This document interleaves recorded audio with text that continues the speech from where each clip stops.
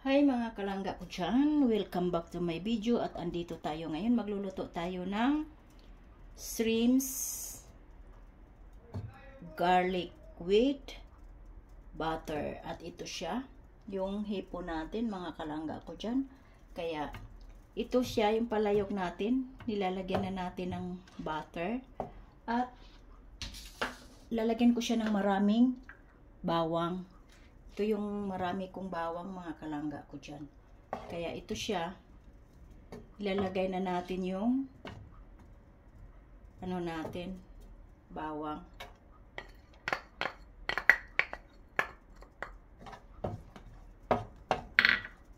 At lalagyan ko siya mamaya ng chili flakes. Ito yung chili flakes natin, oh. Para maanghang siya ng konti.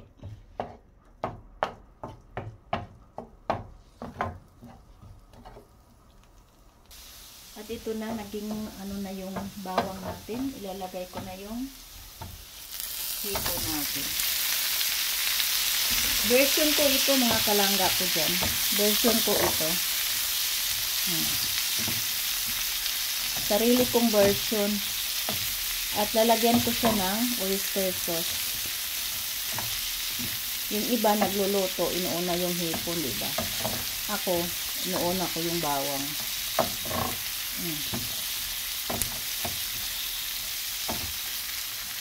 At i-reduce ko yung apoy. At ayan siya, pinapakulo natin ng konti. At nilagyan ko siya ng kunting-kunting Sprite. Yan ang sinasabaw ko, kaya patuyuin lang natin ng konti, kaya pinapakulo-kulo ko siya. Hintayin natin. Ayan na siya, kulong-kulo na. Ito na siya, lagyan natin ng konting oyster sauce.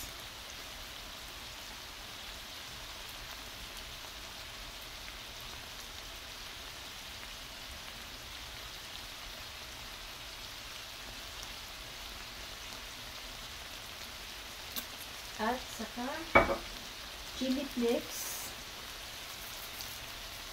Okay. At black pepper.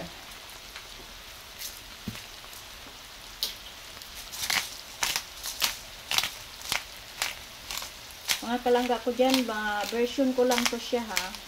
Sarili kong version. Kaya hayaan nyo na. Trip ko lang ito na luto.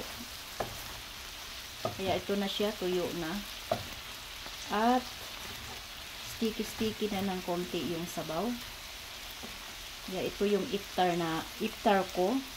Kasi yung anak namin ay karni. At ayaw ko ng karni. Kaya ako, ito yung akin. Yung asawa ko, nandoon sa kaibigan niya, nakalahi niya, doon siya nag-iftar. Kaya, ganito lang ang version ko sa shrimp with butter and garlic. Dito. Ito ngayon, gagawa tayo ng juice. Orange. Okay, dalawang orange ito, ginayat ko. Dalawang carrots, ginayat ko rin. At isang saging. Bakit ako gumamit ng saging? Para hindi na ako maglagay ng asukal. Kaya, ito mga kalangga ko dyan, uumpisahan natin ang version ko na naman na juice. Kaya, unahin natin i-blend ang orange. At lalagyan natin ng 2 cup na tubig. Okay. So, ngayon, ito na siya, na-blend ko na. Sasalain naman natin. Okay. At ngayon, isusunod na natin. Ito yung na-blend ko na juice, yung orange. Ito na yung, na siya, sala na.